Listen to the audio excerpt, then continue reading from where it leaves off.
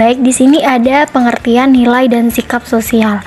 Nilai itu sendiri merupakan dasar pertimbangan baik individu untuk melakukan sesuatu. Jadi nilai itu adalah dasar pertimbangan untuk individu dalam melakukan sesuatu.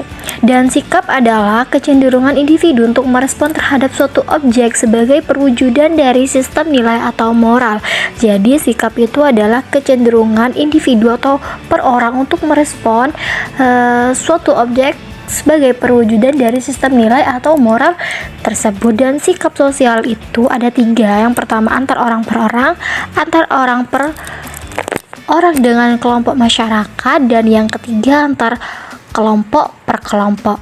Dan sekarang saya akan menerangkan yang pertama antar orang per orang. Yang dimaksud antar orang per orang di sini saya akan memberikan contohnya. Misalkan ada seseorang siswa mempelajari kebiasaan dalam keluarga, kebiasaan guru dalam mengajar, dan kebiasaan teman-temannya. Dan di sini saya akan menjelaskan tentang kebiasaan dalam keluarga. Dalam keluarga dia akan mengetahui nilai-nilai baik ataupun nilai-nilai tidak baik. Dan dia akan mengetahui bahwa dalam keluarga dia akan memiliki nilai dan sikap sosial tertentu. Mungkin dia akan meniru sikap ayahnya, entah itu ibunya atau entah itu kakeknya lah.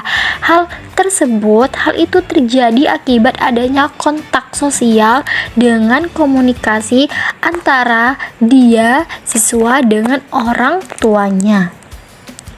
Terus yang kedua, antara orang per orang dengan kelompok masyarakat. Nah, saya akan memberikan contohnya. Misalnya, seseorang yang tinggal di dalam kelompok masyarakat atau bisa juga disebut dengan desa, dia akan mengetahui bahwa tindakannya disenangi atau tidak oleh masyarakat desa tersebut.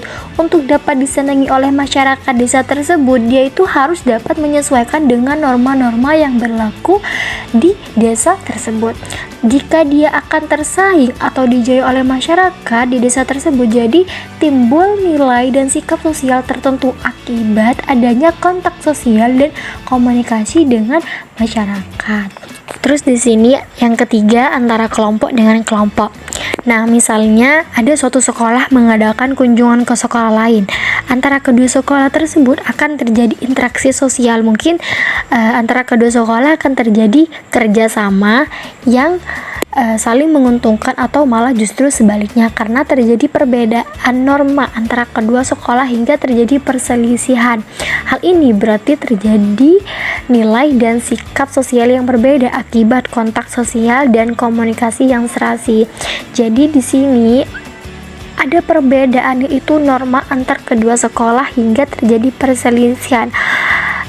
Norma sekolah yang satu itu berbeda dengan norma yang satu sekolahnya. Jadi akibat ada kontak dan komunikasi yang serasi di dalam antara kelompok dengan kelompok tersebut.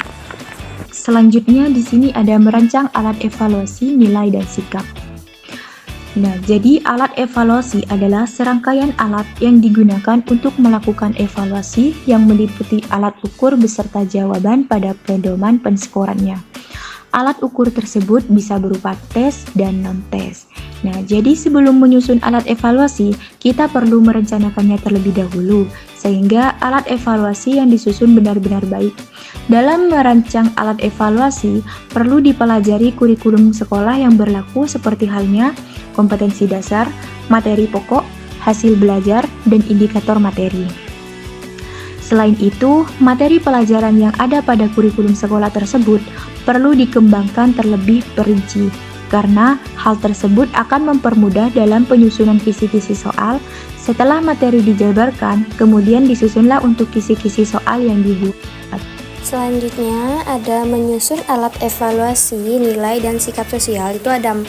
Yang pertama, skala penilaian atau rating scale. Skala penilaian adalah pernyataan survei yang memungkinkan responden membagikan konsep, objek, atau atribut. Skala penilaian adalah jenis pernyataan tertutup sehingga Responden memilih dari serangkaian pilihan yang telah ditentukan sebelumnya, alih-alih menjawab dengan kata-kata mereka sendiri. Kemudian yang kedua ada daftar cek atau checklist.